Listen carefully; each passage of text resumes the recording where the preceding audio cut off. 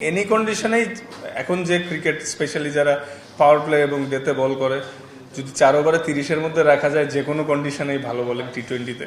কিন্তু আসলে ডিপেন্ড করতেছে কন্ডিশনের উপর যে কি উইকেটে খেলা হচ্ছে। এখন আইপিএলে যেরকম বেশিরভাগ ম্যাচে খেলা হয়, ওখানে 4 ওভারে 40-এ রাখা মানে অনেক ভালো বলিং।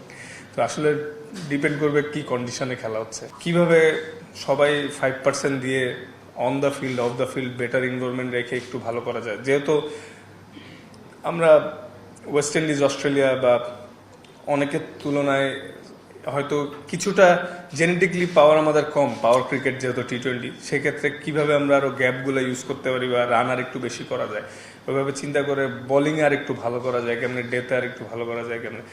তো সবাই আমরা ইমপ্রুভমেন্ট করার ট্রাই করতেছি, কারণ আমাদের টিমের সবারই কিন্তু স্কিল ওয়াইজ এবং প্লেয়ার ওয়াইজ আমাদের মার্জিন সবারই 19-20, কেউ 15-20 নাই। সো এই জন্য আমাদের যে জিনিসটা ইম্পর্টেন্ট যে as a team wise better cricket খেলা, ওইটাই চেষ্টা যে কিভাবে করে সবাই সবার জায়গা থেকে একটু ইমপ্রুভ করতে পারে। আর শান্ত অনেক হেল্প, আমার যতটুকু পার্সোনাল এক্সপিরিয়েন্স থেকে আমি বলতেছি যে ওকে আনার কারণটা হচ্ছে যাতে ও আমাদের টিম প্ল্যানিংটা এবং টিম কালচারের ক্ষেত্রে যাতে একটু অ্যাওয়ার হয়ে তাড়াতাড়ি যাইতে পারে। অ্যাট দ্য সেম টাইম কয়েকটা দিন রেস্ট নেওয়ার ব্যবস্থা করেছে ওকে, কারণ ও আমাদের ওয়ান অফ দ্য মেন বলার। সো এটাই আসলে ডেফিনেটলি যে ওর ভালো আইপিএল কাটছে এবং যথেষ্ট এক্সপিরিয়েন্স ও ওখান থেকে নিছে।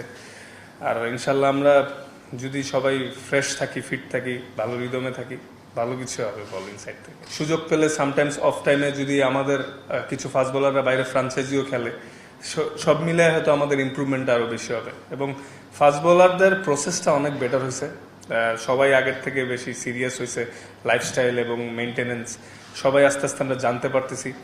তো এই জিনিসগুলা আমি মনে করি হেল্প করতেছে ফাস্ট বোলারদের সবাইকে ভালো করতে।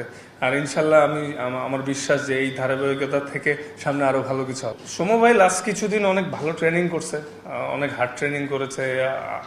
আমি যতটুকু দেখে বুঝলাম সে তো খেলার জন্য ফিট, এবং ফিট দেখেই হয়তো দলেও আছে।